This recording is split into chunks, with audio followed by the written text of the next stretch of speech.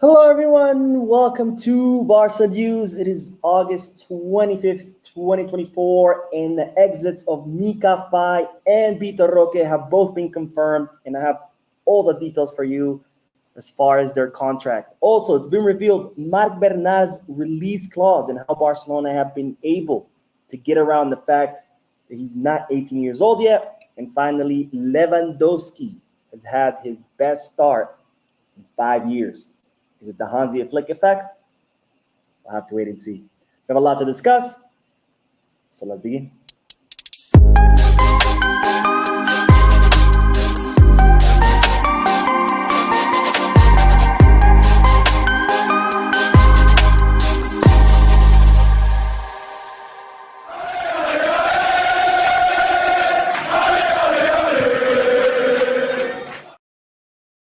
Hello, everyone. Welcome to the channel. My name is Mo, and as I reported to you before, I'm currently outside the country. This is why I'm bringing you this short live stream. This is not a podcast, so I won't be reading the comments out loud or anything like that. It's also going to be short, 8-10 minutes.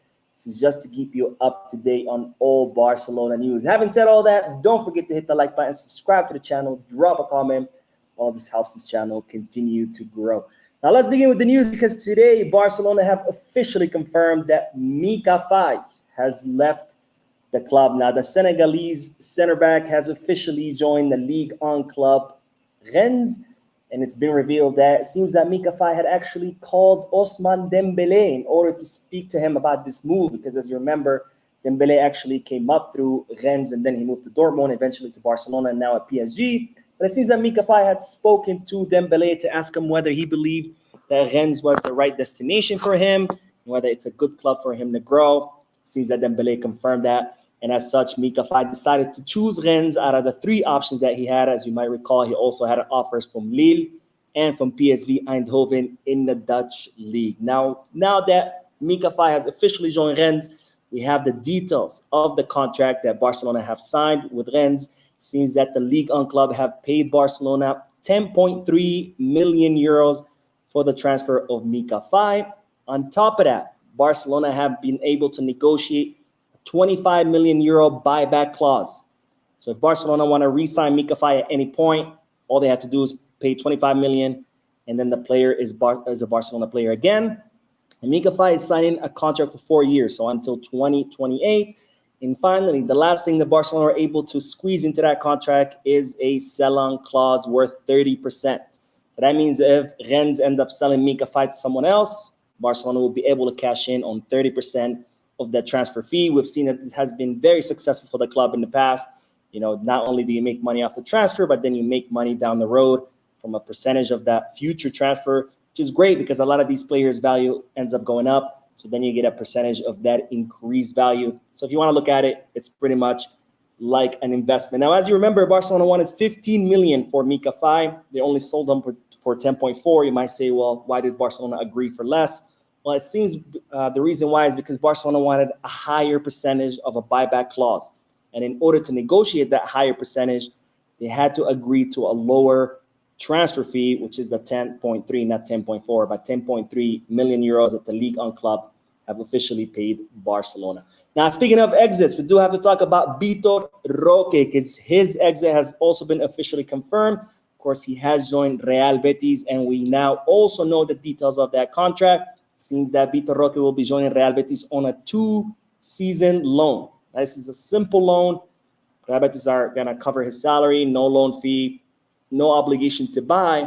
However, after the first season loan, Barcelona can bring Vitor Roque back to the club for free. All they have to do is pick up the phone, say we want our player back. Roque will be back in Barcelona.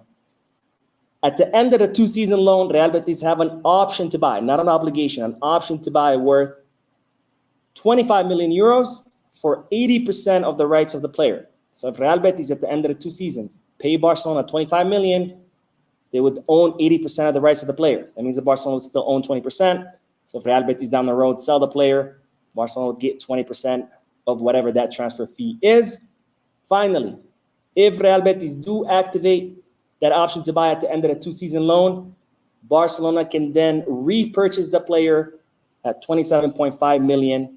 Of course, if that's something they want to do down the road. So those are the details of the contract of Vitor Roque. We'll see how the player does. Hopefully he can find his form. He can finish his adaptation to European football and reach the potential that we all hoped he had. Because after all, this was a big investment by the club. They paid 30 million for Roque. So if he can find his form in this season, at the end of the next season, Barcelona can bring him back for free. And then maybe he can become, the star substitute to Lewandowski alongside Pau Victor. Because as you recall, Lewandowski is nearing the end of his contract. Now, speaking of contracts and clauses, let's talk about Marc Bernal, because it's been revealed his release clause and what Barcelona had to do in order to circumvent the fact that he's only 17 years old. Now, as you might recall from previous videos, under FIFA rules, a player cannot sign a long contract until he's officially 18 years old. Since Marc Bernal is 17, Barcelona could not give him, a long contract with a high release clause. So the way to go around that, the way to circumvent that, is that it's revealed that Marc Bernal has a 20 million euro release clause. However, that release clause increases with the amount of matches that he plays for in first division. Now, if Marc Bernal completes 5 games in first division, his release clause goes up by 5 million to 25. If he completes 10 matches, it goes up by another 5 million to 30. And if he completes 15 matches, it goes up by another 5 million to 35. So the way it's going, the way Flick has been counting on Marc Bernal, it looks like those metrics are going to be met easily. So it might seem that his release clause is 20 million, but it might be 35 million halfway through La Liga season. And that's the way that Barcelona came up with in order to protect the player from other clubs, because he did have a lot of offers from the Premier League and from the Bundesliga. But again, since he's not 18, they couldn't give him a long contract with a very high release clause. So they had to get creative in order to make sure that other clubs cannot swoop away what it's looking like going to be the future pivot of Barcelona. And who knows, maybe our future Sergio Busquets. Anyways, the last bit of news is about Robert Lewandowski, because it seems that the Polish striker is off to the best start to the season in 5 years. Now, Lewandowski has scored 3 goals in 2 matches only, 2 against Valencia, 1 against Athletic Club de Bilbao. This is the best start to a season in 5 years. Going back all the way to 5 years, when he was with Bayern Munich, he scored 1 goal in 2 matches at the beginning of that season. Following season, he scored 2 goals in 2 matches. The following season was again 2 goals in 2 matches. Last season, he had 0 goals in the first 2 matches, and now he's off to a start with 3 goals in 2 matches, and that could have been even higher because remember, he had 4 clear chances against Athletic Club de Bilbao. Looks like Lewandowski's off to a great start, which begs the question, do you think that's the Hansi Flick effect? Let me know down below in the comment section. Anyways, that is all the news for this video.